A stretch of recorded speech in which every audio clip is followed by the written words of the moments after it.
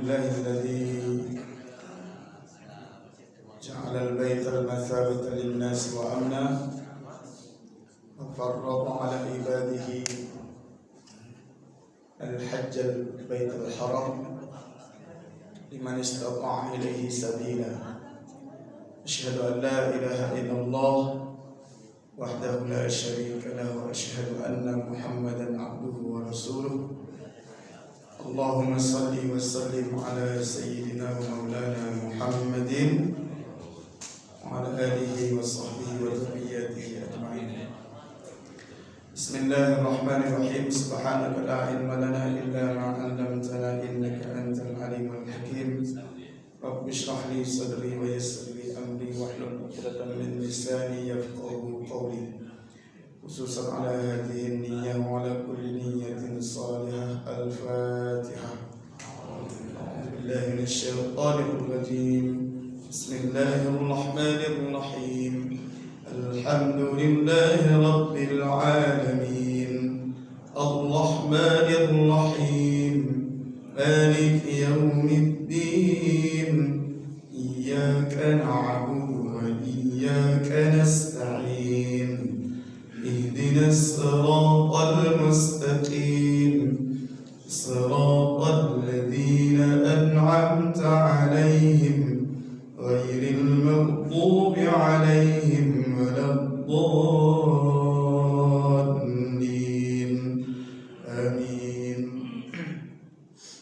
Yang kami muliakan Ketua DKM Ustaz Haji Irwan Syah, Pak Hadi, saya segenap pengurus Masjid Hakul Yakin, jemaah subuh, para guru, para alim ulama, dan yang insya Allah hadir sholat subuh hari ini, yang istiqomah, yang niatnya tulus karena Allah, mudah-mudahan ibadahnya mendapatkan pahala yang besar di sisi Allah Subhanahu wa taala. Kita doakan pula yang sakit agar diberikan kesembuhan, yang sedang di perjalanan diberikan oleh Allah kemudahan, serta yang dalam keadaan sulit, sempit diberikan kelapangan. Yang berhaji, mudah-mudahan hajinya menjadi haji yang mabrur, serta kita semua yang berniat untuk ibadah kepada Allah Subhanahu wa taala, mudah-mudahan diberikan kemudahan oleh Allah Subhanahu wa taala. Amin. Gimana kabar jemaah sekalian? Alhamdulillah. Ibu sehat, Bu?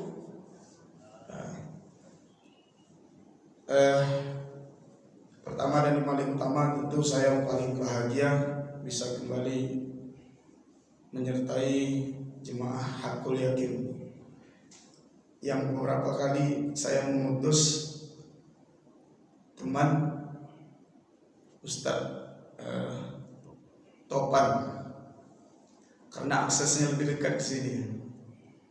Alhamdulillah berkat doa Bapak Ibu semua, kita semua bisa bersama. Qadarullah, mudah-mudahan semua kita dalam keadaan diberkahi oleh Allah Subhanahu wa taala.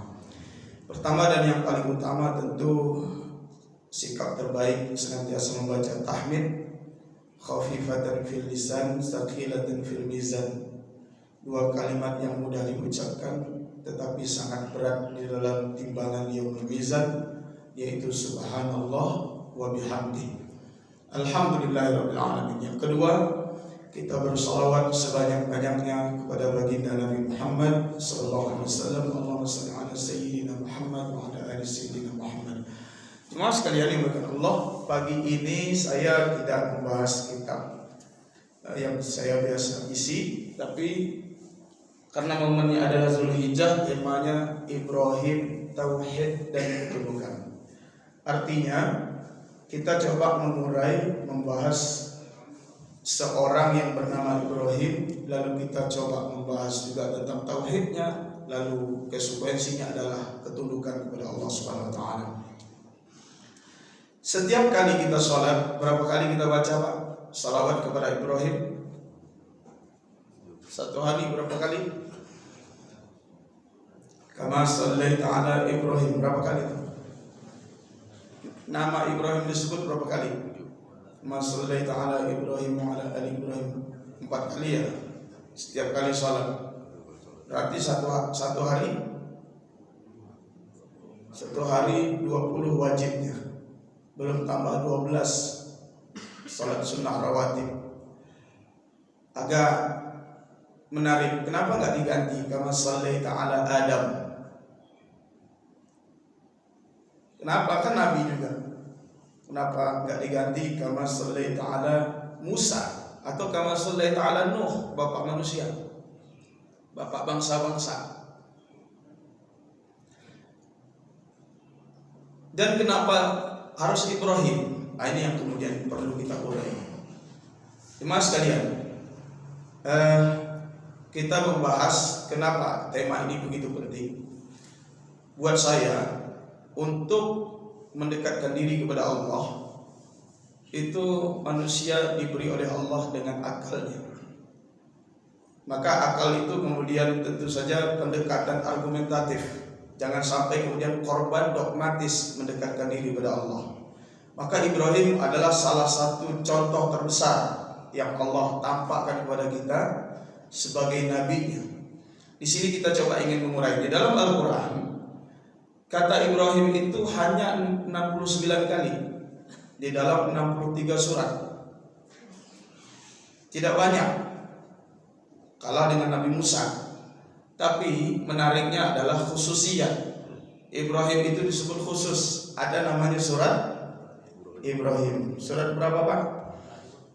Surat 14. Setelah surah Ar-Ra'd, sebelum surah Al-Hijr, juz 14, yang diantara ayatnya Bapak Ibu pasti hafal.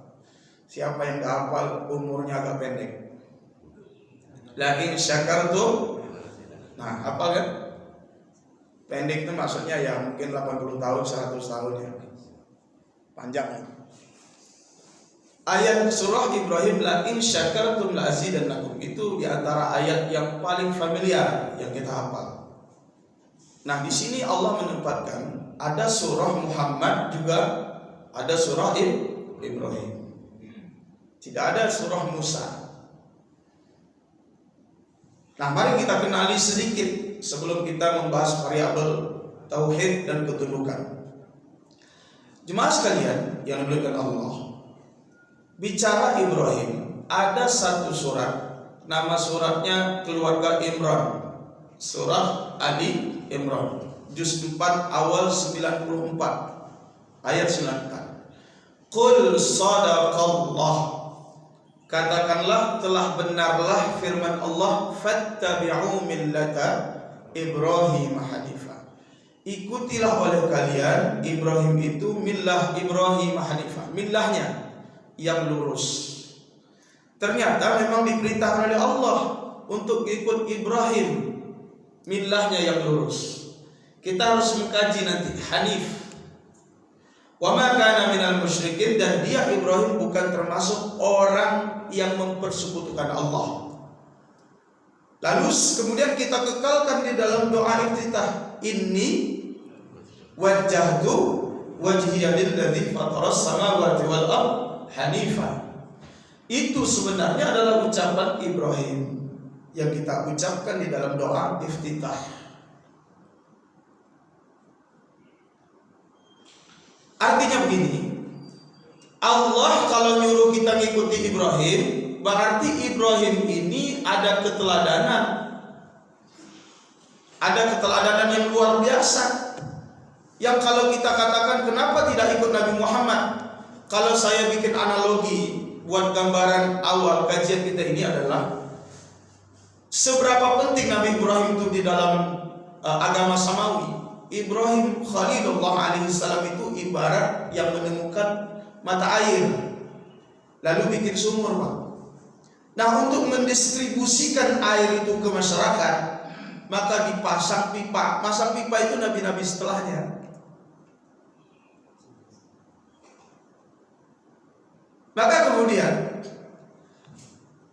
Nabi Ibrahim itu disebut oleh para ulama, bahkan jangankan kitab versi Islam ya, kalau kita versi kitab Kejadian, kitab 15 ayat 7 itu akan dijelaskan ketika usia 9 tahun Abram Abram asal mulanya, lalu berubah namanya menjadi Abraham. Abram itu artinya bapak yang mulia, lalu berubah menjadi Abraham, bapak bangsa-bangsa. Tetapi dalam Islam nyebutnya bukan bapak bangsa-bangsa, Abul Anbiya, bapak para nabi. Karena ada 19 nabi keturunan dari Nabi Ibrahim minimal. Yang kita kenal ya sebut saja Nabi Ishak, Nabi Ismail, Nabi Syuaib, Nabi Yakub, Nabi Yusuf, Nabi Musa, Nabi Harun. Lagi Pak? Ishak dah. Nabi Sulaiman, Daud Sulaiman, Nabi Zakaria, Yahya, Nabi Ayub, semua sampai Nabi Isa itu adalah keturunan Nabi Ibrahim. Kecuali Nabi Lut. Nabi Lut itu masih hubungannya sepupu, keponakan, karena Nabi Lut adalah anak Haran. Itu keponakan Nabi Ibrahim. Bayangkan kalau kita menyebut Nabi Ibrahim itu adalah bapak para nabi, setuju atau tidak, tapi valid. Memang rata-rata nabi setelah masa Ibrahim itu adalah keturunan Nabi Ibrahim Khalilullah alaihissalam. Tapi bukan itu titik pembahasan kita. Mari kita buka ayatnya. Apa yang mau dibahas tentang Ibrahim? Begini Pak, Ibrahim itu nggak pernah pesantren. Kita nggak pernah dengar Ibrahim itu pesantren di mana, di langitan, di boyong, nggak pernah dengar. Ibrahim itu tidak pernah mendapatkan edukasi mengenal Allah. Kenapa? Karena Ibrahim tumbuhnya di Irak Selatan, di mana masyarakatnya mendewakan bulan, masyarakatnya mendewakan matahari, api, bahkan rezimnya Namrud kita kenal menyembah api. Dari mana kemudian Ibrahim bisa tumbuh? Kalau hari ini kita diragukan Pak sebenarnya tauhid kita, karena tauhid kita itu dapat irsyad, bimbingan, bisa dari guru. Tapi bisa juga kemudian kita korban indoktrinasi, korban dari doktrin bahwa Allah itu begini. Tapi Nabi Ibrahim beda. Disinilah kemudian letak fundamental. Di dalam surah Al-An'am, surah ke-6, kita akan dapati ayatnya. Ketika ayat dimulai dari ayat 69. Wa idh qala Ibrahim li abi Azar. Ketika Ibrahim berkata kepada ayahnya, ayah Ibrahim siapa Pak? Bu? Azar. Atattakhidhu asnaman alihah. Apakah kau menjadikan asnam ini, berhala ini sebagai Tuhan? Inni araka wa qaumaka fi dhalalin mubin. Aku melihat engkau ayah dan kaum masyarakat dalam kesesatan yang nyata. Ya tentu bukan bahasa kita ya. Ibrahim nyebutnya pakai bahasa Akadia. Bahasanya yang halus, bahasa Akadia bukan bahasa Arab juga, tapi rumpun bahasa Semit. Bahasa ke ayahnya begitu. Tapi mari kita cek di usia berapa Nabi Ibrahim ngomong begini. Jemaah sekalian, ternyata Nabi Ibrahim itu dari lahir saja udah beda sama kita Pak. Itu Raja Namrud, sedikit cerita, sebelum Nabi Ibrahim lahir itu, Raja Namrud itu pernah dapat mimpi. Mimpinya di mana jelas banget dari istana beliau itu keluar cahaya yang menerangi negeri itu sampai beliau itu tenggelam dalam cahaya itu. Lalu dibawa kepada takwil mimpi, ahli mimpi mengatakan itu maksudnya ada anak yang lahir dari negeri itu yang akan menghilangkan kekuasaannya. Nah, ketakutan Namrud dari hasil tafsir mimpi tadi, takwil mimpi, tentu Namrud melakukan langkah yang mirip dengan Fir'aun yang kemudian diikuti oleh Fir'aun. Ya Fir'aun tentu saja beda wilayahnya, tapi Namrud zaman itu melakukan langkah yang sama. Maka pada tahun itu, tahun yang disebut tahun kelahiran Ibrahim, dalam versi sejarahnya banyak, tapi tetap saja disebut abad ke-20 sebelum Masehi. Walaupun versi yang paling populer itu 1997 sebelum Masehi. Wafatnya 1822. Berarti berapa tahun yang lalu, Pak? Kita bicara tentang anak manusia yang hidupnya sekitar 4.000 tahun yang lalu. Kita terpisah waktu dengan 4.000 tahun yang lalu. Nah, di tahun itu semua anak laki-laki dibunuh, dicari. Karena ketakutan, rezim ini gak mau turun. Udah terlanjur nyaman di atas, gak mau turun. Akhirnya apa? Setiap bibit-bibit yang dianggap bisa mengambil dinasti ini, maka kemudian dihabisi. Cari. Nah, Nabi Ibrahim yang menariknya, ibunya Aminah binti Khurtah, atau ada juga nama versi lain Nabatia, itu ibunya membawa Ibrahim pergi, dan ibunya selama hamil pun gak pernah tanda-tanda ada kehamilan. Tidak pernah perutnya itu maju, gak ada. Tidak merasakan apa-apa. Tapi kemudian dapat ilham Ibrahim ketika Aminah mau melahirkan Ibrahim. Aminah pergi bawa anak ini, bayi yang ada di kandungannya, pergi ke gua bersembunyi. Maka kemudian didapati tumbuhnya Ibrahim itu di gua. Dan setelah lahir Ibrahim di gua, Ibrahim itu punya kelebihan mukjizat dari awal, Pak, menyusui lewat tangannya. Jadi asinya yang didapat oleh Ibrahim itu dalam kitab Qasasul Anbiya, beberapa kitab dijelaskan bahwa Ibrahim itu nyusu dari tangannya, diisap tangannya keluar susu.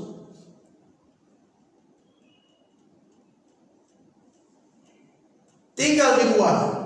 Di gua itu ditempa oleh Allah. Makanya kemudian kalau kita dapati Ibrahim itu keluar dari gua, Pak, nggak pernah melakukan kesyirikan sedikit pun. Bahkan ketika datang ibunya jenguk, dia nanya ke ibunya, wahai, itu dijelaskan dalam kitab Ma'alimut Tanzil. Ketika penjelasan nanti tentang ayat 71 surah Al-An'am, disebutkan, wahai ibu, Tuhan kita siapa? Apa kata ibunya? Tuhan kita, Tuhan kamu, Tuhan saya siapa? Kata Ibrahim. Tuhan kamu adalah ibu. Lalu Tuhan ibu siapa? Tuhan ibu adalah ayahmu. Tuhan ayah siapa? Tuhan ayah adalah Namrud. Lalu Tuhan Namrud siapa? Disinilah kegelisahan kemudian muncul, kegoncangan. Aminah lapor ke lapor ke suaminya bahwa anaknya mengajukan pertanyaan yang mendalam, kritis. Di usia berapa itu, Pak? Masih usia sebelum 7 tahun. Ada nggak anak begini? Kayaknya ada. Ada kalau anak begini. Apa yang terjadi? Ketemu ayahnya, sama pertanyaan, lalu ditampar sama azan. Di usia 7 tahun kita temukan riwayat Ibrahim naikin dewa yang sangat didewakan, namanya dewa Marduk. Yang dewa itu dewa dari para dewa, didudukin sama Ibrahim. Bahkan ada cerita, tapi cerita ini kayaknya mungkin dongeng, sampai dikencingin. Tapi saya ingin mengatakan riwayat yang kuat hanya didudukin.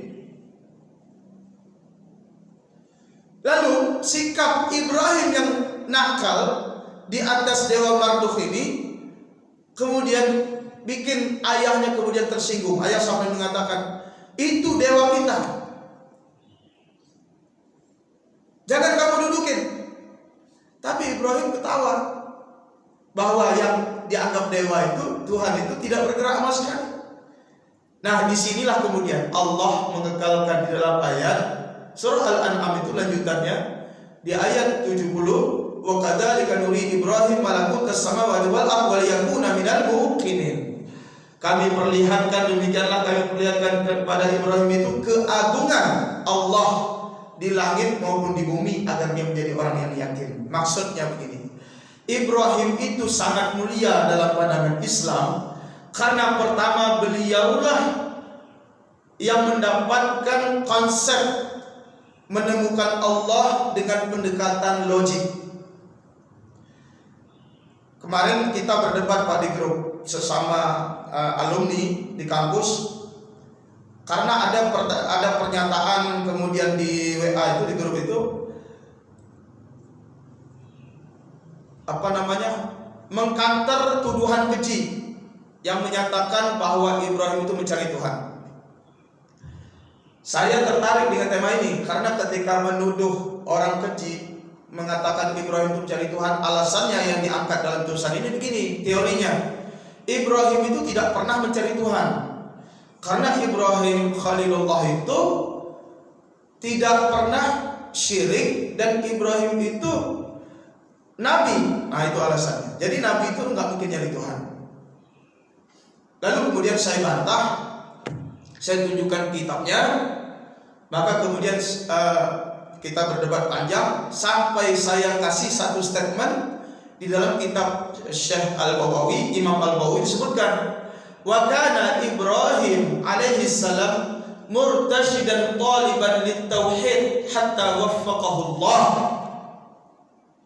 Nabi Ibrahim itu mencari Allah, murtasyidan, mencari bimbingan, mencari tauhid. Sampai apa? Sampai Allah mengaruniakan kepadanya taufik. Lalu bagaimana menghukumi Ibrahim? Apakah Ibrahim kemudian, karena ada ijma gini Pak, ijma itu nggak mungkin Nabi itu, kalau Nabi mencari Tuhan berarti Nabi kufur dong, begitu. Berarti Nabi pernah kafir dong, nggak begitu.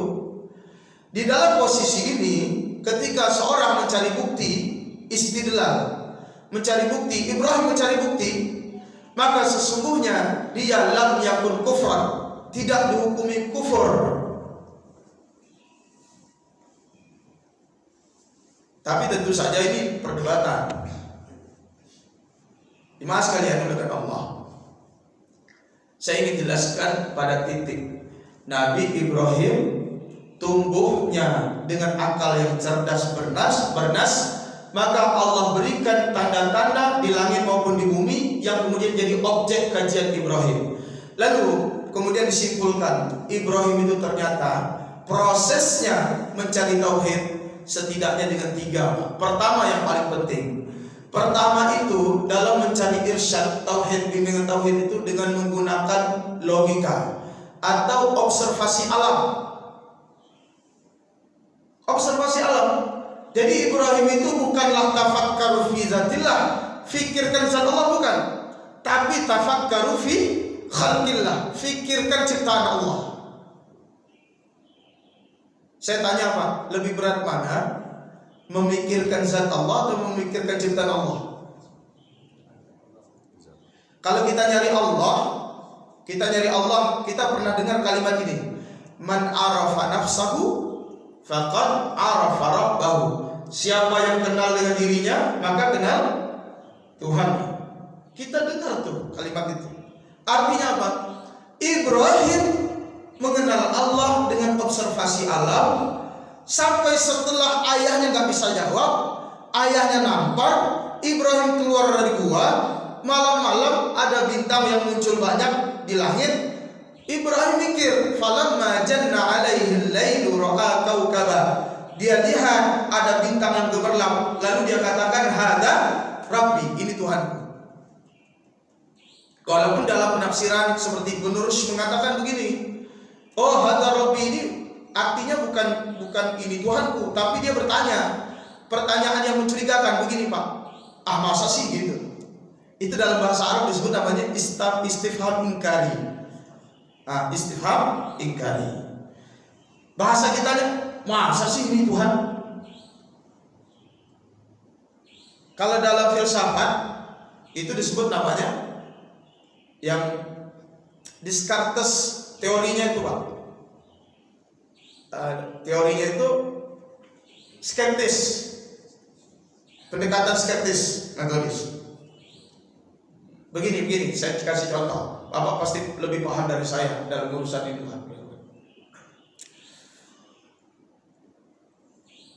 Ini Bapak lihat di balik kaca itu, kira-kira ini pagi atau sore, Pak?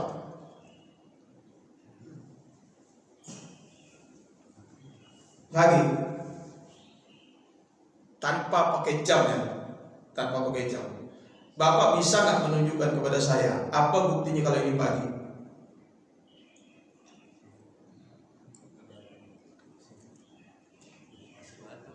Ngantuk, sejuk. Oke, baik. Ketika kita mengatakan ini pagi, lalu kita paham semua, kita sepakat ini pagi, itu namanya logika. Apakah itu ilmiah? Belum tentu. Ilmiah kan harus cek dulu. Oh, sejuk sampai keluar. Maka kemudian ilmiah itu kan harus ada benda diteliti dulu, didalamin, baru ilmiah. Tapi kalau kita ada kesepakatan dari kita mengatakan itu logika. Maksud saya, Nabi Ibrahim itu di zaman itu mengenali bahwa malam itu, bintang itu yang malam, bintang itu sebagian orang mengatakan sebagai Tuhan. Karena tinggi posisinya, tinggi. Ini kayaknya Tuhan nih, tinggi. Kita aja kalau melihat bintang, Pak, sebelum ada bulan, sebelum bulan nongol, ada bintang. Bintang tuh tingginya bukan main. Masalahnya kita beda. Kita udah terperangkap di zaman dimana ilmu pengetahuan udah tumbuh, udah subah, udah puncak-puncaknya. Itu di zaman yang berbeda. Lalu dia mengatakan, masa sih ini Tuhan? Ada penafsiran begitu. Tapi kalau Bapak baca terjemah nggak begitu. Terjemahnya, ini Tuhanku.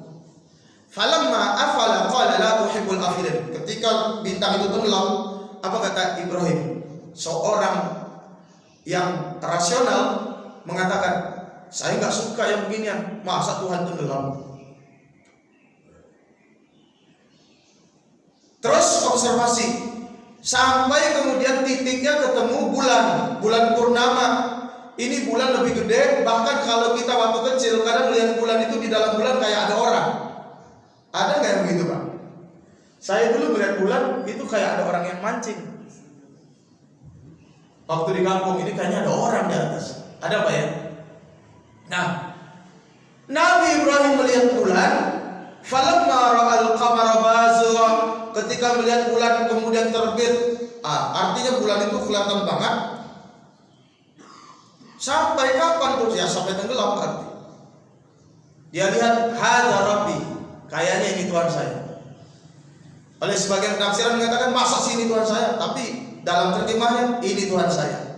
Tapi kemudian tenggelam, la illam yahdi rabbi lakunanna minal qaumid dhalin.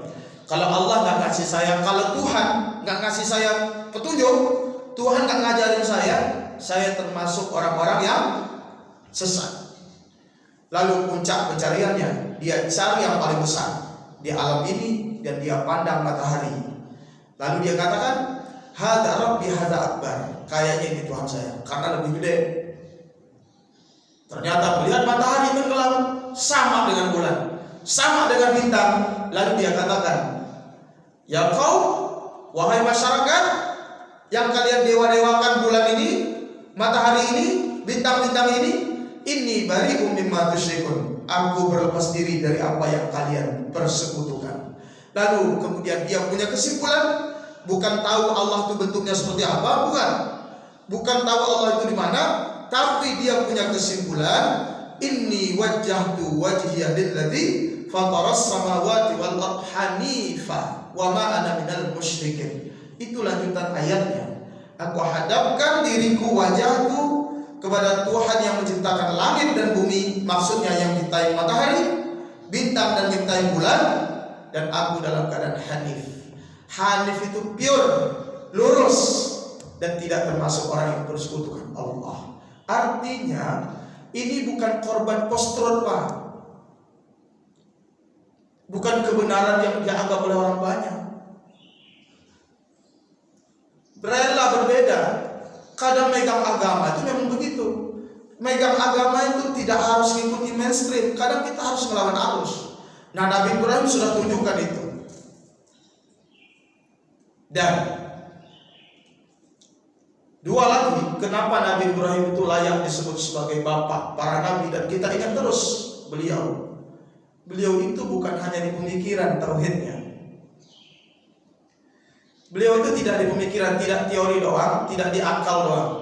Ibrahim itu tauhidnya di mana, Pak? Tauhid Ibrahim itu konfrontatif, mengubah sistem. Buktinya kita dapati Ibrahim sebelum dibakar. Kita bertanya, Pak, kenapa Ibrahim dibakar, Pak? Kenapa, Bu? Ibrahim dibakar karena cerita ngancurin berhala. Itu kan ngubah sistem, Pak. Ibrahim usianya ngancurin berhala itu masih di usia 15. Kenapa di usia 15, 16 itu debat, tapi usia remaja, pemuda, dalam bahasa Arab, dalam bahasa Quran menggunakan terminologi fatan. Nanti disebutkan dalam surah Al-Anbiya dari ayat 58. Ayat 58-nya kemudian Ibrahim bilang faja'alahum juzadan illa kabiran lahum la'allahum ilayhi yarji'un. Ibrahim hancur itu berhala berkeping-keping. Di zaman itu ceritanya ayahnya Ibrahim, Azar atau Terah, kerjaannya memang bikin berhala, bikin patung. Cuma memang ada hari-hari sesajen, persembahan buat dewa-dewa. Maka puncaknya dibaris, dibikinlah patung itu, ada 72 patung, Pak.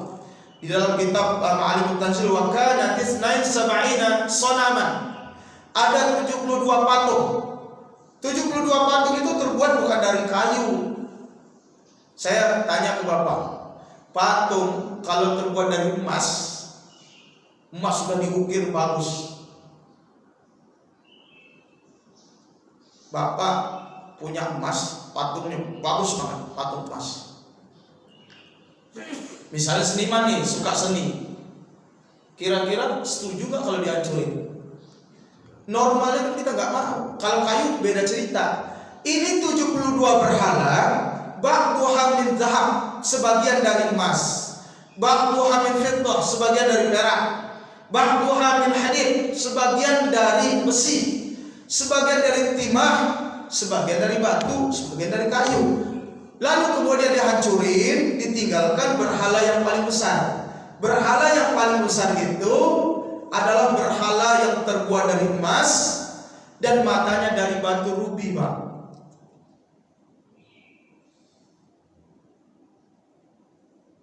Ada yang ahli batu?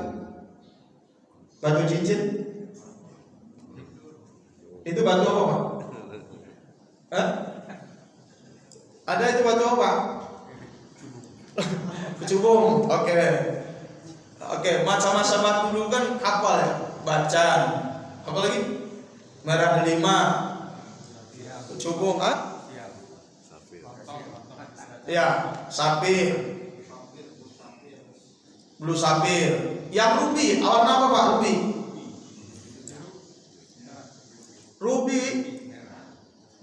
Ruby itu dalam bahasa Arab, biar nanti Bapak sering dengar nanti. Yakut wal marjan. Yakut.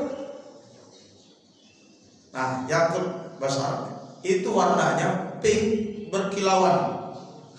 Pink yang berkilauan. Jadi bayangkan berhala yang tidak dihabisin itu adalah berhala paling gede dari emas yang dua matanya yakutatan, ada dua yakut yang berkilauan, memancar. Lalu ditaruh kapak, diikat sama Ibrahim. Itu Ibrahim masih remaja, Pak. Remaja itu setelah peristiwa ayahnya Raja Namrud dan masyarakat lagi bikin persembahan buat dewa-dewa, buat berhala. Nah, setelah mereka pulang kan ngantuk. Nah, Ibrahim berangkat, hancurin. Setelah hancur, lah ada yang tahu, qalu man fa'ala hadza bi alihatina. Ini siapa yang bikin ulah kayak gini nih? Lalu ada yang bilang bocorin, kayaknya si Ibrahim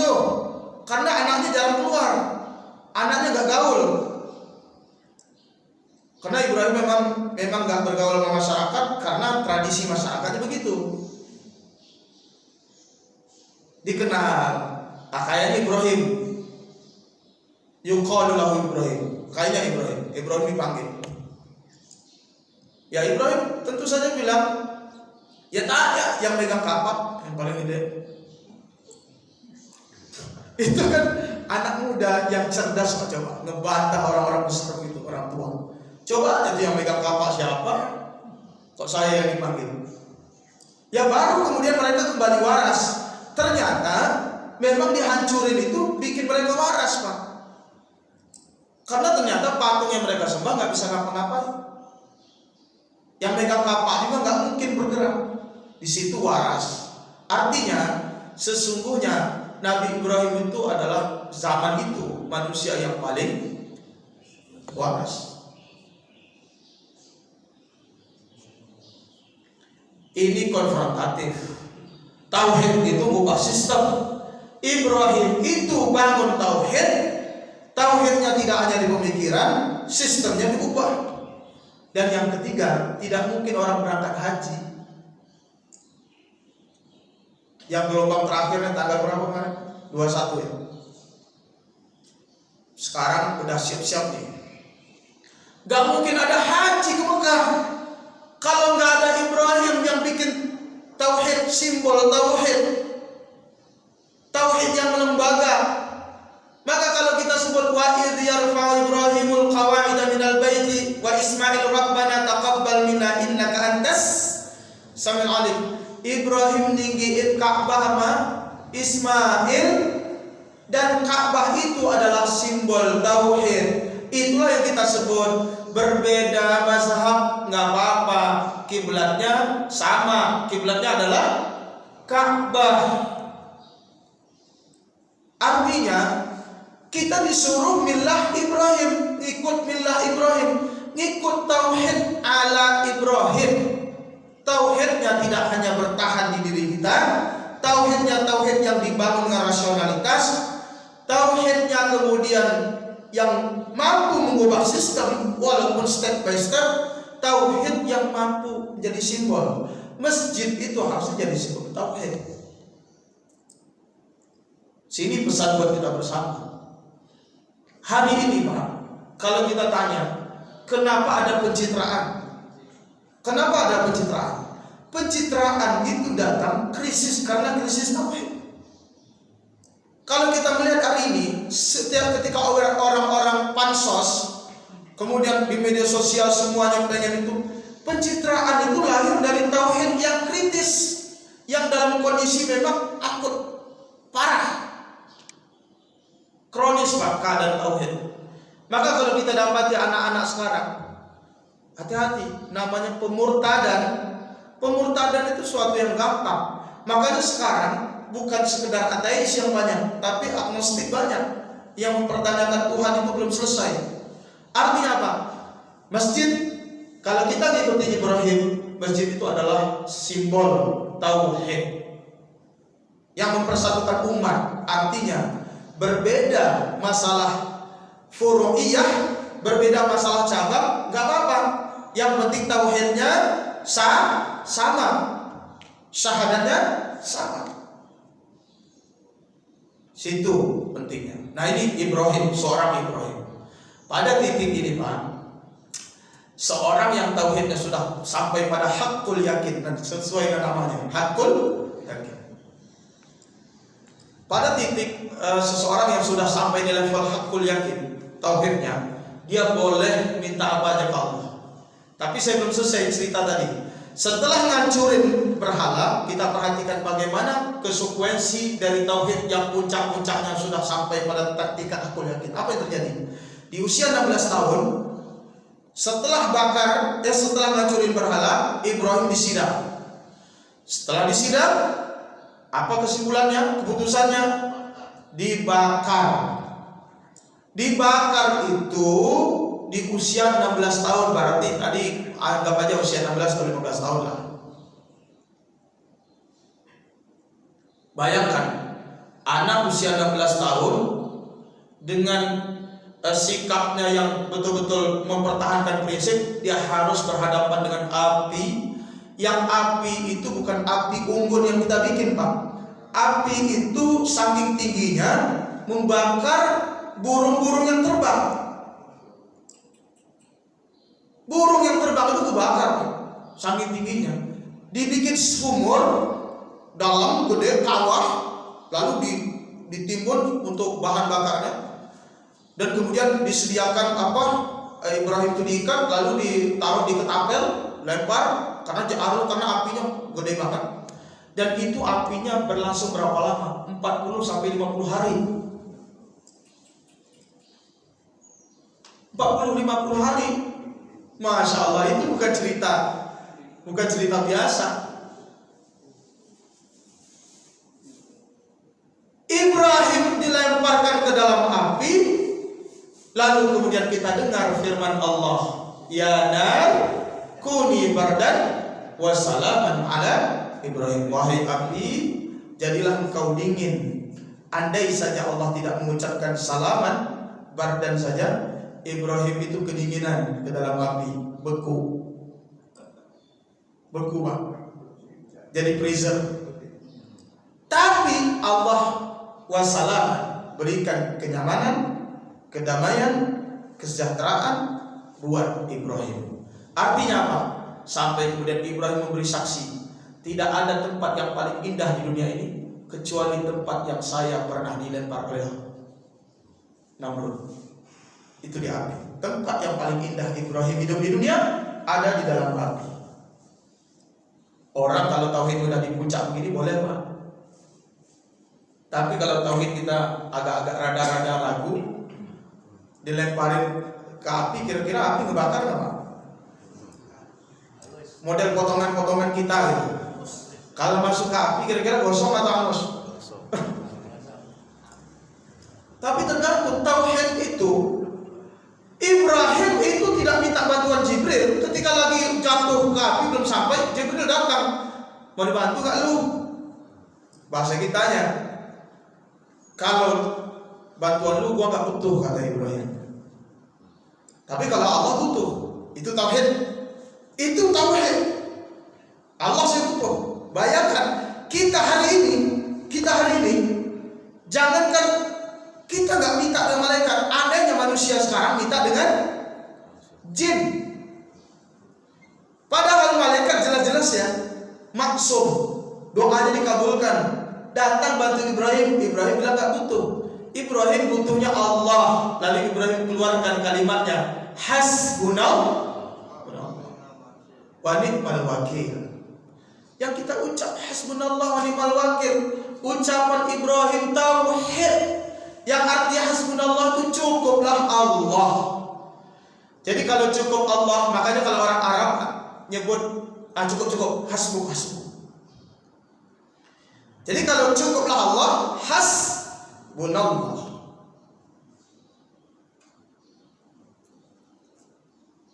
Apakah selesai dengan ujian dilempar ke api? Enggak selesai. Tapi orang tauhid kalau dia minta, doanya dikabulkan. Makanya kalau tauhidnya bagus, boleh nantangin Allah. Sampai Ibrahim kita dengar cerita, kaifa tuhyil mauta. Wahai Allah, coba dong tunjukin ke saya gimana caranya kau hidupin yang mati. Itu boleh, Pak, kalau tauhidnya udah bagus. Pernah nggak minta gitu? Ya Allah, pengen ketemu buyut, hidupin dong. Gak ada yang berani. Ibrahim bilang begitu. Kata Allah, awalam tu'min, engkau masih gak yakin, gak percaya? Bala, saya percaya banget. Walakin lihat ma'inna qalbi, cuma biar hati saya tentram. Kalau begitu kata Allah, fakhudh arba'atan minat thair, cari 4 burung. 4 burung itu fasurhun, cincang, mutilasi. Nanti dipisah-pisahin, burung ini dicampur-campur, random, taruh di bukit sana 4. Kemudian panggil, Summadwahunna yatina kasaya. Kamu panggil, lalu dia datang dengan segera. Burung itu jadi hidup. Cerita ini dongeng bukan. Makanya jangan heran, Bapak pernah dengar, Ibu pernah dengar cerita Syekh Abdul Qadir Jailani yang bisa ngidupin ayam yang mati. Cerita ini urusan Bapak lah, terpercaya atau enggak. Buat saya, kalau kita mau bilang dongeng juga nggak apa-apa, karena nggak mempengaruhi apa-apa. Tapi ceritanya bukan pada sisi dongeng kebenarnya. Tapi cerita Ibrahim pernah ngidupin, Syekh Abdul Qadir Jailani pernah ngidupin ayam mati, ceritanya kan pernah populer. Ketika dia punya murid-muridnya itu kedapatan ada orang tua yang dapat mungkin nguping atau ngintip anaknya yang dikirim untuk belajar ke Syekh Abdul Qadir Jailani, makannya makan ayam, tapi ayam yang dimakan sisa sama tulang-tulang. Sementara Syekh Abdul Qadir Jailani makannya ayamnya gede-gede. Tentu orang tua yang standarnya normal mengatakan, ini gimana sih? Anak saya belajar di situ makannya gitu, sementara gurunya enak bener makan. Datang Pak, ada yang datang, sowan, bertanya dengan baik-baik. Bahasa kemudian Syekh Abdul Qadir Jailani bilang, kalau anak Bapak bisa ngidupin ayam ini, baru saya kasih makan ayam yang gede. Apa yang terjadi? Ya anaknya nggak bisa. Lalu Abdul Qadir Jailani bilang, ayam yang sudah dia makan, dia hidupin lagi. Ayam hiduplah. Itu Pak, tulang-tulang langsung nyatu semua Pak, daging, jadi ayam hidup. Ini cerita ini populer dalam manaqib. Siapa Syekh Abdul Qadir Jailani itu? Imam tahlil. Hari ini kalau ada malam pertama, malam kedua, malam ketiga kita tahlilan, urutan tahlilan itu dibikin Syekh Abdul Qadir Jailani. Tapi saya menyerahkan kepada Bapak Ibu, kita boleh mengatakan ini dongeng, tapi buat orang yang tauhidnya memang sampai, minta yang begini itu urusan yang sederhana, kan mudah bagi Allah. Karena tauhidnya sudah hakul yakin. Sama cerita Nabi Musa. Nabi Musa ketika, kalau kita pengen mengatakan Nabi itu benar ceritanya, ketika Nabi Musa minta kepada Allah, Rabbi arini anzur ilaik, wahai Tuhan, coba dong perlihatkan bagaimana engkau muncul. Saya pengen lihat engkau, wahai Allah. Pengen lihat langsung. Coba Pak, pernah gak gitu lihat, minta sama Allah? Kata Allah, lan tarani, kau gak akan sanggup melihat aku. Walakin insur ilal jabal, kalau pengen lihat juga, tuh mata kamu arahkan ke gunung, jabal, ke bukit itu. Fa inistaqarra makanahu fasawfa tarani. Kalau bukit itu tetap di situ, nggak berubah, nggak terjadi apa-apa, maka engkau akan bisa lihat. Falamma tajalla, kuncinya tajalla. Ketika Allah menampakkan dirinya, hijab yang paling tipis, Allah menampakkan cahayanya. Lalu kita dapati Musa, falamma tajalla rabbuhu lil jabal, ja'alahu dakkan wa kharra Musa sa'iqa. Nabi Musa pingsan. Artinya apa?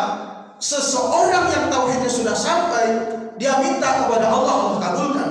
Sekarang udah jadi wali Allah. Makanya dalilnya dari Nabi, walakin sa'alani la'utiyanna, jika dia minta aku kabulkan. Walakin ista'adani la'u'idanna, kalau dia minta perlindungan aku lindungi. Nabi Musa dikabulkan, tapi gak sanggup melihat cahaya Allah. Nabi Muhammad SAW diberikan kemampuan bisa melihat cahaya Allah ketika Mi'raj. Maka ketika Nabi Mi'raj, ditanya sahabat ketika udah turun, wahai Nabi, itu ketika kau Mi'raj kan melihat Allah. Allah itu seperti apa? Nabi bilang, Allah itu nur. Allah itu cahaya nur ala nur. Anna arah, bagaimana saya bisa melihat? Artinya Nabi hanya melihat hijab yang paling tipis, namanya cahaya. Dan Nabi Musa nggak sanggup melihat cahaya itu. Itulah kelebihan Nabi kita Muhammad SAW. Artinya orang kalau pada puncak tauhid, dia minta sesuatu dikabulkan oleh Allah. Makanya kita pernah dengar hadis ini. Aku tergantung persangkaan hambaku. Itu kan tauhid, Pak. Ana inda dhanni 'abdi bi. Aku tergantung persangkaan hambaku. Kalau dia berdoa, dia merasa doanya nggak dikabulkan, memang nggak dikabulkan, Pak. Kita lagi doa nih, kita doa, rasa kita kayaknya doa saya nggak dikabulkan, nggak khusyuk. Itu kita udah buat persangkaan nggak dikabul, ya nggak dikabulkan. Lalu bahasa orang sekarang, kita kalau ingin bercita-cita, kita harus punya dream book, dicatat, dipoto, dipasang, nanti tersimpan alam bawah sadar, gitu kan? Nanti bergerak sendiri. Jadi unconscious mind katanya. Padahal memang Allah itu tergantung persangkaan hamba. Puncak tauhid. Ibrahim belum selesai. Ketika Ibrahim sudah pada puncak tauhidnya, bukan soal doa dikabulkan, bukan berarti orang tauhidnya bagus tidak diuji sama Allah. Jadi untuk mengecek tauhid bagus itu, tauhid itu di puncak, bukan doa yang dikabulkan saja, tapi untuk ngecek tauhid itu puncak adalah ketika diberi ujian demi ujian. Inilah perjalanan yang paling sulit untuk kita teladani. Di mana ujian puncaknya? Pada pagi ini kita dapati ternyata Nabi Ibrahim itu setelah dia menikah dengan Sarah, Ibrahim kita dapati punya anak kan begitu lama, Pak. Usia berapa, Pak? Punya anak? Usia 86 tahun. Istrinya Sarah pada waktu itu 76 tahun. Istri kedua Siti Hajar yang masih muda. Siti Hajar. Lahirlah anak pertama, Ismail, di usia 86 tahun. Saya tanya, kira-kira ada nggak cerita sekarang orang tua, seorang suami 86 tahun, istri 76 tahun, lahir anak? Ada cerita nggak, Pak? Ada cerita? Kalau ada cerita itu berarti nyaingin Ibrahim. Nggak ada cerita itu. Tapi cerita Ibrahim itu menunjukkan ujian yang luar biasa.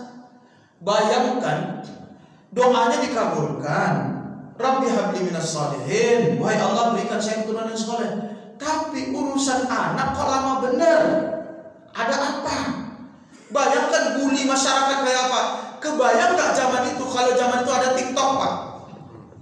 Zaman itu ada TikTok di konten sama orang-orang.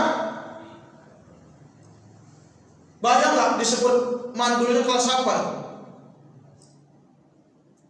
Tapi Allah ingin menunjukkan pada tingkat di mana Ibrahim sangat mengharapkan anak, pada pengharapan yang paling tinggi Allah kabulkan pengharapannya. Lalu fabasyarnahu bi ghulamin halim dalam surah As-Saffat surah 37, nanti dimulai dari ayat 199 sampai 100 terusnya. Sampai Allah bilang fabasyarnahu bi ghulamin, kami kasih kabar gembira. Yang namanya kabar gembira berarti seseorang sudah berharap luar biasa, sangat berharap, dibully di mana-mana, lalu Allah kasih kabar gembira. Gembiranya bukan main. Sampai ngasih nama anak nggak sempat nyari di Google, nggak sempat nyari kemana-mana, Pak. Nyari nama anak langsung terpikir Allah mengabulkan doanya. Lalu dalam bahasanya adalah Yismail, Tuhan mengabulkan doa.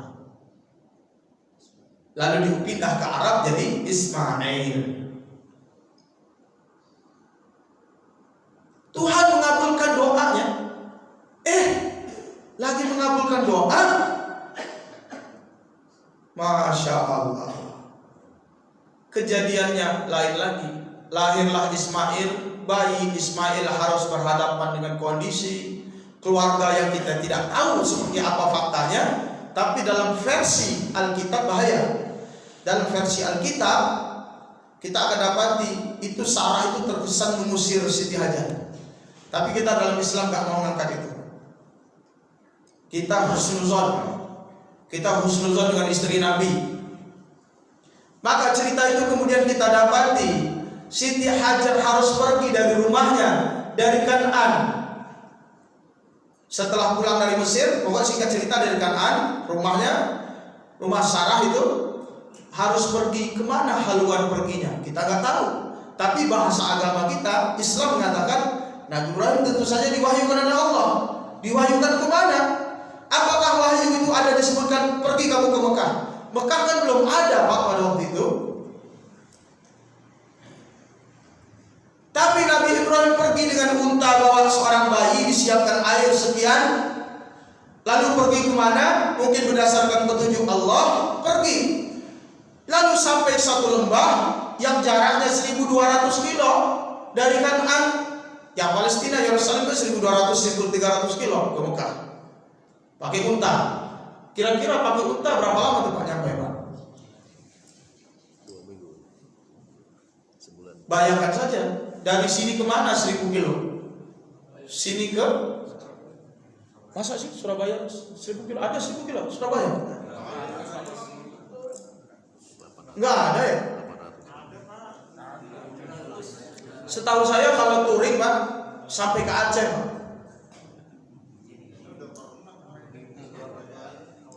Oh Surabaya ya 1800 ya?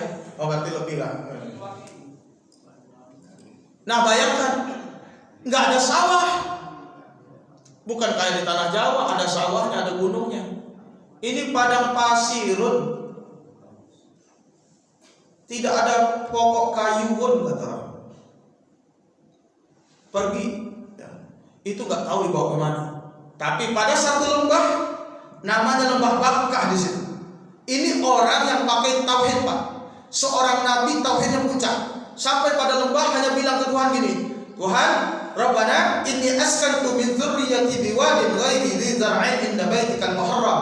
Tuhan, pokoknya gua titip. Saya titip keturunan saya, istri saya di lembah yang enggak ada tanaman nih. Kalau enggak ada tanaman berarti enggak ada kehidupan. Taruh di situ. Tentu Siti Hajar kan panik Pak. Sang suami dititip di situ, lalu mau pergi lagi. Siti Hajar tentu bilang, ini kenapa gua taruh di sini? Ya Allah yang nyuruh. Ya udah. Siti Hajar karena istri orang yang tauhidnya bagus, Siti Hajar kalau memang Tuhan yang menyuruh, Allah yang nyuruh ya sudah. Apa? Makanya kita dapati panik gak Siti Hajar? Ya panik ketika kehabisan air Pak. Itu kan bolak-balik mondar-mandir Bukit Safa Marwah itu bukan ngitung 1, 2, 3, 4 sampai 7 kali kan bukan. Itu syariatnya 7 kali Bukit Safa Marwah. Secara persis kita kan nggak tahu berapa kali Siti Hajar bolak-balik begitu. Tapi memang Nabi pernah menyebutkan Siti Hajar itu 7 kali bolak-balik. Kalau Nabi yang menyebut berarti dari pemberitaan itu dari wahyu. Tapi naik bukit itu sebenarnya bukan sekedar nyari air. Naik bukit itu sebenarnya lihat orang Pak. Ada orang datang kan? Bahasanya sa'i, lari. Sa'i itu mengandung makna lari, memang bukan diatur-atur begitu. Lari untuk anaknya nangis, normal aja. Anak nangis bolak-balik nyari naik bukit itu nyari orang. Mudah-mudahan ada yang datang kasih pertolongan, kan begitu. Itu ujian orang yang bertauhid. Puncaknya ada di mana? Udah pada kemudian Allah kasih jawaban orang tauhid, dikabulkan, zam-zamnya keluar dari mana Pak?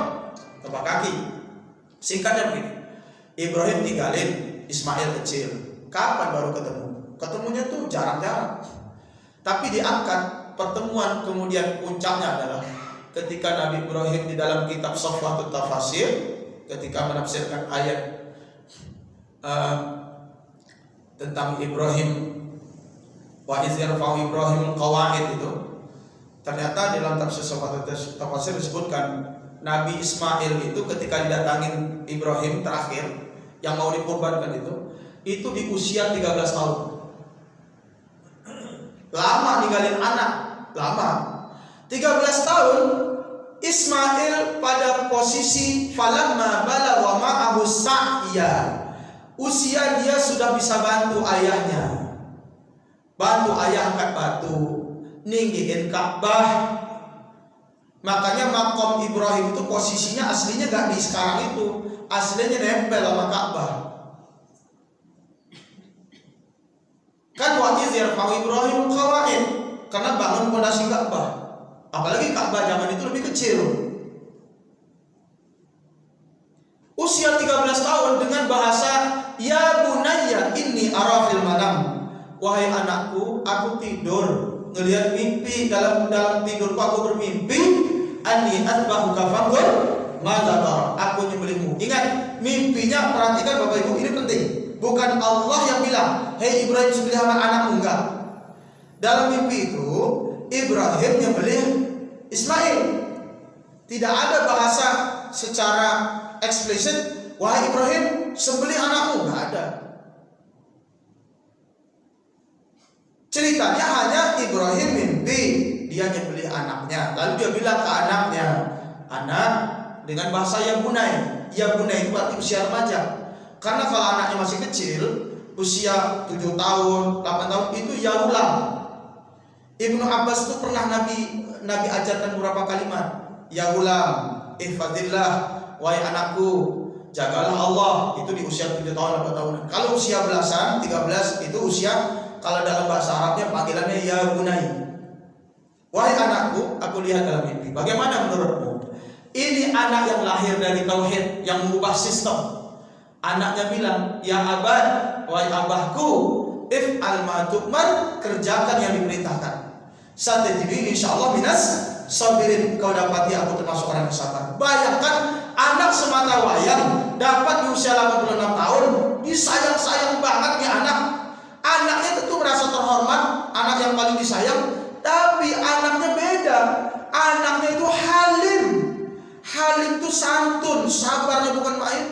Sampai anak itu rela mengorbankan identitasnya sebagai anak semata wayang. Gak apa-apa ya.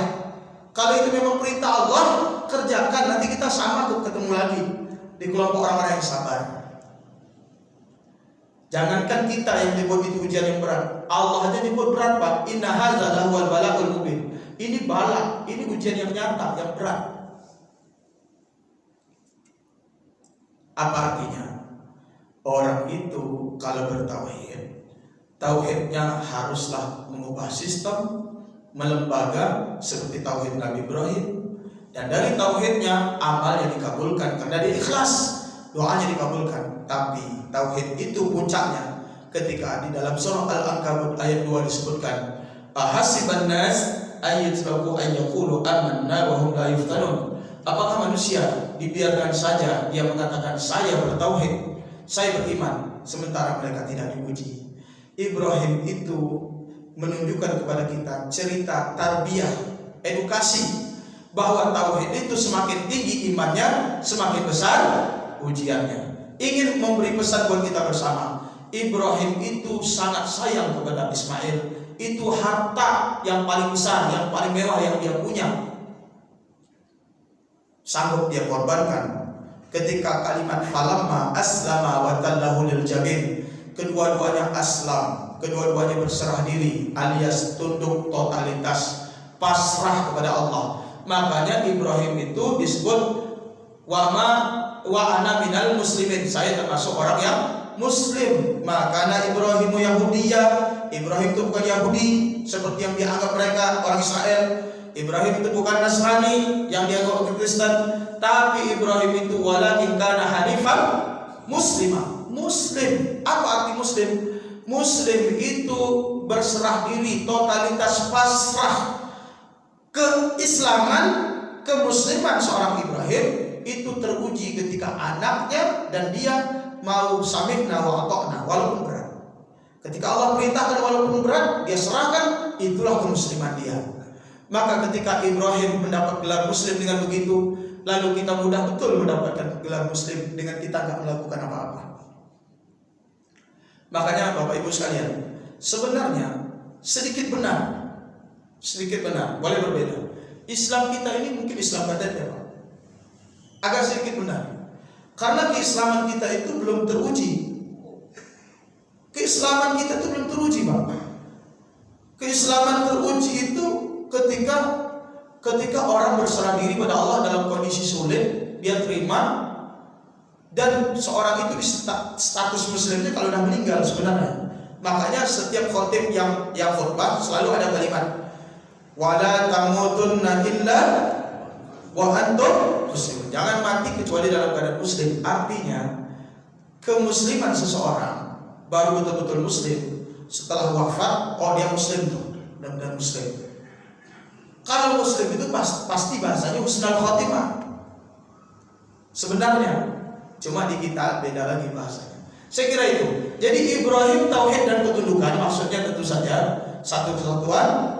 Kalau kita pahami dari tauhid yang kuat, ujian tauhid itu adalah ketika kita mampu mengikis keduniaan yang ada pada diri kita untuk mendekatkan diri kepada Allah Subhanahu wa taala. Nah ini yang cerita yang bisa saya sampaikan. Barangkali ada yang mau ditanyakan, silakan.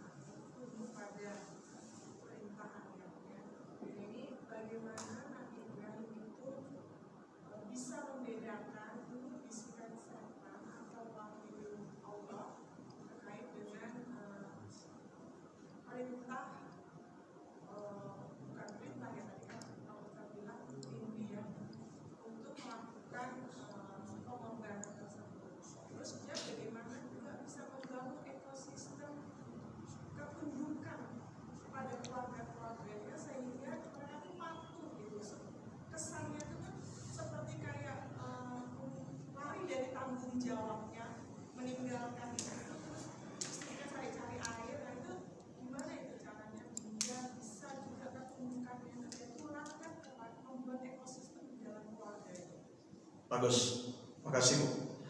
Nah itu menarik. Ibrahim itu kok nggak curiga sama mimpinya? Nah gini ya, dalam itu ijma ulama. Pertama dalam fikih ya, semua mimpi para nabi itu adalah wahyu. Nah, itu kita harus sepakat dulu ijma ulama. Tapi ada hari yang disebut hari Tarwiyah, kemudian hari Arafah, yang secara bahasa filosofinya Tarwiyah itu tentu saja melihat mimpi itu, menimbang-nimbang mimpi itu. Nah begini, Ibrahim kan bukan ujuk-ujuk langsung mimpi ya, tapi Ibrahim itu sudah melakukan serangkaian bagaimana beliau bertauhid kepada Allah. Beliau juga sudah Allah tunjukkan bukti kekuasaan Allah pada beliau, sehingga pada puncak ini seseorang yang dengan Allah udah dekat, kemudian pasti mendapatkan irsyad. Irsyad itu ya bimbingan dari Allah, maka bisa membedakan ini mimpi betul atau enggak. Karena gini, pertama kalau kita perhatikan, apakah Ibrahim ada kecurigaan ketika nyembelih Ismail? Bukti bahwa Ibrahim itu benar-benar yakin mimpinya itu dari Allah adalah ketika dia mengasah pisau disiapkan betul, nyembelih Ismail, benar-benar bukan pura-pura, bukan bahasanya gini, paling Tuhan pura-pura nyuruh ini doang, ngetes doang, enggak begitu Pak, enggak gitu, ini beneran, memang tauhid, menyerahkan diri, tawakal. Ini bahasa menarik kata tawakal. Nah karena Ibrahim ini selalu bahasa hasbunallah, itu kan bahasa tawakal. Sedikit agak saya singgung dengan artis yang agak sebagian orang bilang narsis awalnya, tapi ini cara terbaik dia untuk menyembuhkan kankernya. Siapa namanya Pak? Aldi Taher. Nah ini penting bicara tawakal. Saya bikin contoh, ini bukan nabi, orang biasa banget gitu bahasanya kita. Bagaimana tawakal? Bahasa dia begini. Dia kan jual Aldi's Burger. Yang gede itu jualnya kalau nggak salah 65.000. Saat antri panjang, orang kata antri, dia suruh ke Aldi's, burgernya ke Bangor ya. Burger Bangor, bukan ke dia. Lalu di satu podcast dia pernah ditanya begini, jual terlalu murah dengan burger segitu enak, ya, gede, emang nggak takut rugi? Apa jawaban Aldi Taher? Ini jawabannya luar biasa. Rugi itu kalau masuk neraka. Apa nggak takut rugi? Rugi itu kalau masuk neraka. Kita kalau sekilas mendengar jawabannya, ini kayaknya jawabannya. Tapi Pak, itu konsisten diucapkan. Artinya ada orang berpikirnya udah akhirat. Berpikirnya udah akhirat. Sehingga yang dia lakukan tawakal lebih dulu daripada usaha. Ibrahim itu pada titik di mana tawakal, orang tauhid itu udah ada pada titik tawakal. Ketika kemudian menimbang-nimbang, tentu menimbang, mimpi itu menimbang, tapi kemudian meyakini pada tingkat mimpi itu adalah dari ilahi, dari Allah, tentu dapat bimbingan Allah pasti. Cuma kita tidak dapat tersurat seperti apa Allah membimbing. Yang jelas, salah satu ciri mimpi benar itu adalah ru'yatus shalihah namanya, mimpi benar. Seperti Nabi kita mimpi. Mimpi benar itu misla falakis subuh, kelihatan seperti di pagi hari, jelas tempatnya, jelas kejadiannya, ingat betul urutannya. Itu salah satu ciri mimpi yang benar. Kalau Nabi diajar, Nabi mengatur ketika wahyu dalam kitab Sahih Bukhari, itu kitab wahyu, nanti ada bahasa kaifa ya'tikal wahyu, bagaimana wahyu datang padamu. Wahyu itu pertama datang kepada Nabi adalah mimpi yang benar. Mimpi benar itu tadi misla falakis subuh, seperti kondisi di pagi hari, jelas, terang. Nah, Ibrahim mimpi berapa kali dapat kesimpulan, oh ini dari Allah, mengenali yakin dari Allah. Tapi kemudian pasrah, tawakal, ini memang dari Allah, tawakal, anaknya tawakal, berserah diri, sampai akhirnya Allah bilang, qad saddaqtar ru'ya, engkau setelah membenarkan mimpimu, inna kadzalika najzil muhsinin, aku beri balasan buat orang-orang yang berbuat baik. Allah pikirin gantinya, wa fadainahu bidzibhin azim, Allah ganti dengan domba yang besar dari surga.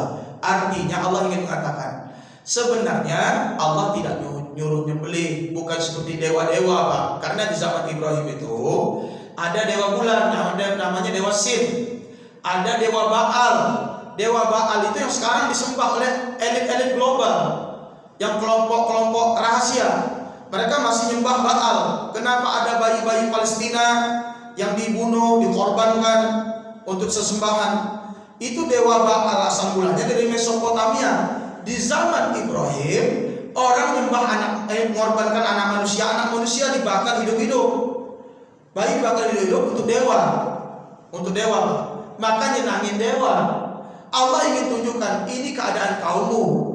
Aku tidak butuh seperti itu. Allah Tuhan tidak membutuhkan daging. Allah Tuhan kita itu tidak membutuhkan darah. Maka dalam surah Al-Hajj ayat 37 disebutkan, la yanalallaha luhumuha wala dima'uha walakin yanaluhu taqwa minkum. Tidak sampai kepada Allah daging dan darah, yang sampai kepada Allah itu adalah takwa. Allah itu hanya ingin lihat takwa, tidak seperti dilakukan oleh masyarakatmu. Jadi Ibrahim itu sebenarnya memang filosofis lah. Tapi pada titik itu mengenali mimpi yang tentu dapat irsyad. Yang kedua, bagaimana Ibrahim mengubah sistem sampai kemudian keluarganya bertauhid. Kita dapati jemaah sekalian, ketika seorang Ibrahim bersama Sarah sedemikian lama, ya, Ibrahim kemudian menjadi teladan tauhid itu dia perjuangkan di tengah masyarakat. Masyarakat banyak juga yang kembali kepada Allah, beriman kepada Allah, gitu ya. Dia sampaikan, bukan orang yang menyembunyikan ilmu. Dia sampaikan, kalau benar ya benar, kalau salah ya salah. Makanya begini, kalau kita melihat bagaimana konsep Nabi Ibrahim dalam mendidik keluarga, kita belum temukan tesisnya. Ibrahim mendidik keluarga itu seperti apa? Mungkin perangkat-perangkatnya masih kurang. Tapi tentu saja fondasi yang dibangun oleh Ibrahim adalah fondasi tauhid. Tauhid itu kan begini, Pak. Tauhid itu kan apa-apa Allah. Siapa yang ngasih rezeki? Allah. Siapa yang menghidupkan kita? Allah. Jadi kalau begitu, ketika Siti Hajar dibiarkan sendiri, siapa yang ngurusin? Allah. Kan begitu, udah ditanamkan untuk keyakinan Allah itu. Tapi ketika kita bikin begini, oh kalau enggak, kita kalau pengen kaya harus kerja keras. Sebenarnya, maaf Bapak jemaah sekalian, tauhid itu sebenarnya dia tidak negosiasi. Orang tauhid yang kuat itu pulang dari kerja, dia bilang ini dari Allah, rezeki Allah. Nggak ada embel-embel. Tauhid yang kuat itu beda, Pak. Maaf, saya punya satu jemaah yang saya panggil Pak Haji, sebagian kalangan manggilnya Ustadz gitu ya. Bolehlah saya kenalkan beliau. Namanya Pak Haji Fatur Rahman. Ini orang ekonominya biasa. Tapi saya percaya betul, setiap kali ngobrol sama beliau ini ke Allahnya luar biasa. Pokoknya Allah aja disebutnya. Terus ngebangun masjid, Pak. Ngebangun masjid tidak pernah pakai proposal. Nggak pernah pakai bangun proposal, Pak. Nggak datangin orang. Dia bilang, saya ini bukan bangun rumah saya ini bangun rumah Allah. Bangun rumah Allah. Lalu kemudian dia mulai dari duitnya dia bangun. Kemudian memang ada tanah di situ. Dia biarkan aja bangun. Kemudian ada orang nanya, dia bilang mau bangun masjid. Itu, Pak, sekarang jadi masjidnya tinggi, Masjid Al-Ikhlas. Itu memang beliau tuh sampai sekarang sangat dituakan di situ. Tauhidnya, Masya Allah. Saya boleh katakan kalau ngobrol sama beliau, apa-apa Allah. Artinya tauhid itu pada tingkat yang memang mantap. Kita ubah sistem dari keluarga, dari istri yang ikut Nabi Ibrahim, ya anaknya nular. Bukankah Nabi sebut Al-Madrasatul Ula, pendidikan anak itu datang dari ibu. Ibu yang tauhidnya mantap nurun ke anak Ismail. Datang ayahnya bangun Ka'bah sebagai simbol, tentu dijelaskan ke Ismail, ini bangun rumah Allah. Dari proses itu kan sebenarnya tentu saja kalau kita ngadapin Ustadz kayaknya berat sekarang kan pengaruhnya banyak. Waktu itu Ismail kan tinggalnya nggak banyak pengaruhnya. Tapi bukan di situ intinya. Ibrahim membangun tauhid dari masyarakat yang parah, keadaannya masyarakat berubah sebagiannya. Lalu istri mengikuti keteladanan Ibrahim, tauhidnya. Yakin. Kapan yakinnya Siti Hajar? Ketika nyari-nyari air, dapat airnya di kaki Ismail. Allah yang ngurus, Allah yang ngasih air, tidak sesuai dengan usahanya. Dia hanya usaha, tapi Allah kasih jalan yang lain untuk dapat rezeki. Ternyata usaha itu adalah syariat. Hakikatnya rezeki itu datang dari mana saja. Maka dia dapat belajar dari situ. Maka jadilah keluarga yang tumbuh tauhid. Kan orang bisa belajar tauhid itu dari peristiwa-peristiwa yang dipelajari, Pak. Membaca alam, melihat kejadian-kejadian. Kita misalnya, kita lagi sendiri, tiba-tiba kita berharap, doa kita dikabulkan, boleh datang keyakinan. Kan begitu dong ya. Saya kira itu ya, Bu ya. Nanti memang belum ada tesisnya, Bu. Ibrahim konsep apa ininya? Apa Pak ada tambahan? Cukup ya?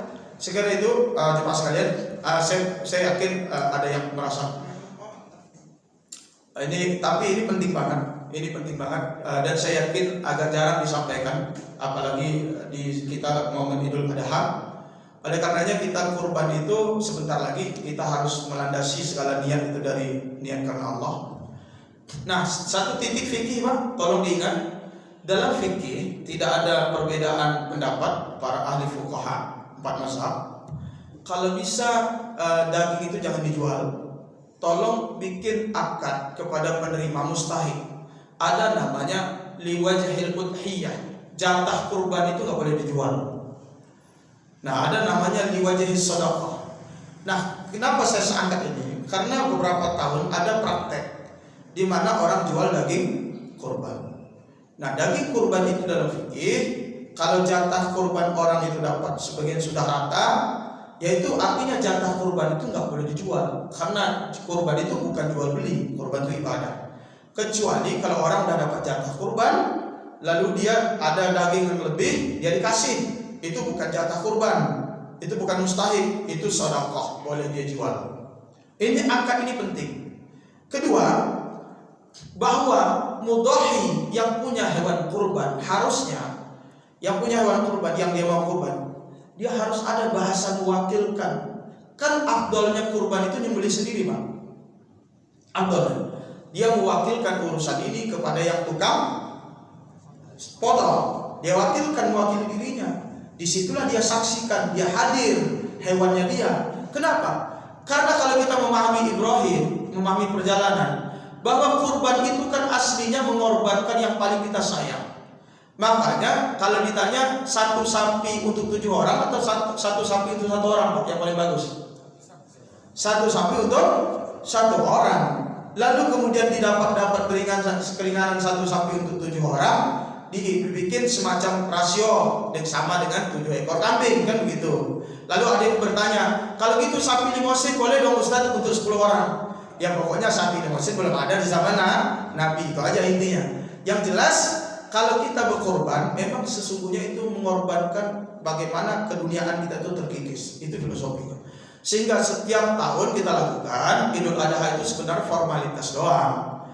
Formalitas doang. Substansinya adalah mengikis keduniaan kita.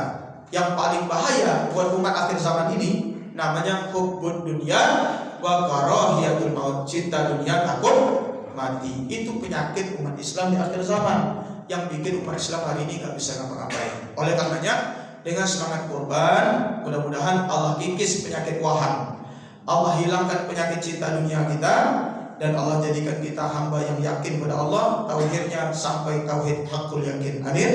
Amin. Tutup baca hamdalah. Alhamdulillahirabbil alamin. Rabbana taqabbal minna innaka antas samiul alim wa tub alaina innaka antat tawwabur rahim. Subhanakallahumma wa bihamdika asyhadu an la ilaha illa anta wa astaghfiruka wa atubu ilaik. Wassalamualaikum warahmatullahi